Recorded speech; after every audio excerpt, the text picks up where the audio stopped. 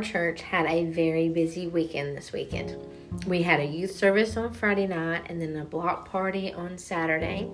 And then Sunday, instead of our usual 10 a.m. service, we had a 2 p.m. service. Well, I don't know if you know anything about 2 p.m. and preschoolers, but that's getting close to nap time. So we get to church and everything is going okay. All my kids, I got them ready and we got to church on time and the music starts. And if you've never been to an apostolic church, you definitely need to go.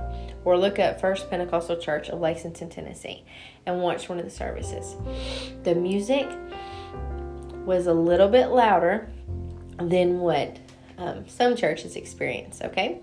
So the music is loud, the preacher's preaching loud, and through all of that, all the noise and all the activity, my 4-year-old curled up in my lap and went to sleep. Why did he go to sleep? Because he was comfortable.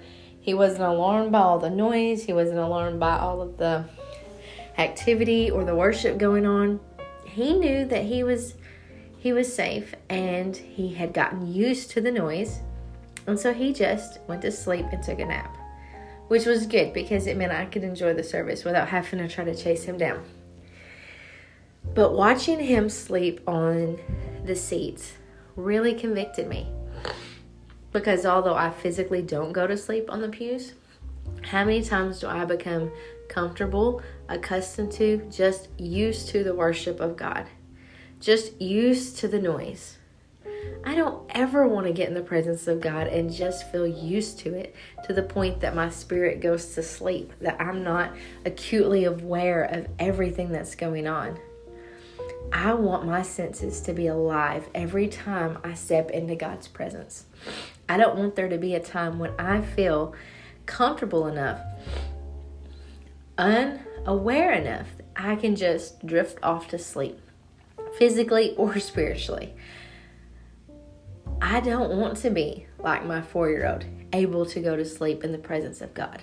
Now, I'm thankful that he feels comfortable, that he's not afraid, that there's no fear. But I also hope that at some point soon in his life, there will be something awakened in his spirit where he won't be able to sleep through the presence of God. He will yearn for more of God, and the passion for worship and prayer will be awakened inside of each of my children, and they won't snooze through the service. They won't check out mentally, but instead they will actively participate. Worshiping the King of Kings and the Lord of Lords is not something that we should just take lightly. It's not something that we should just get in the habit of or do out of routine. We have to be careful to not check out mentally and spiritually when we're in the house of God. We have to make sure that we are aware of his presence, because that is a privilege.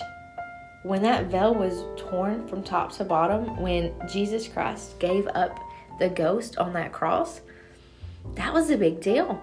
That allowed us to be able to walk into his presence, to feel him in such a mighty way. So it just made me want to pray that much more and ask God to make sure I do not sleep spiritually, not only in church, but in my day-to-day life. Let me always be keenly aware of his spirit and his presence, and let there be a worship on my lips at all times, a prayer in my heart, and let me never get so comfortable in my routine of living for God that I forget that I am in the presence of God Almighty.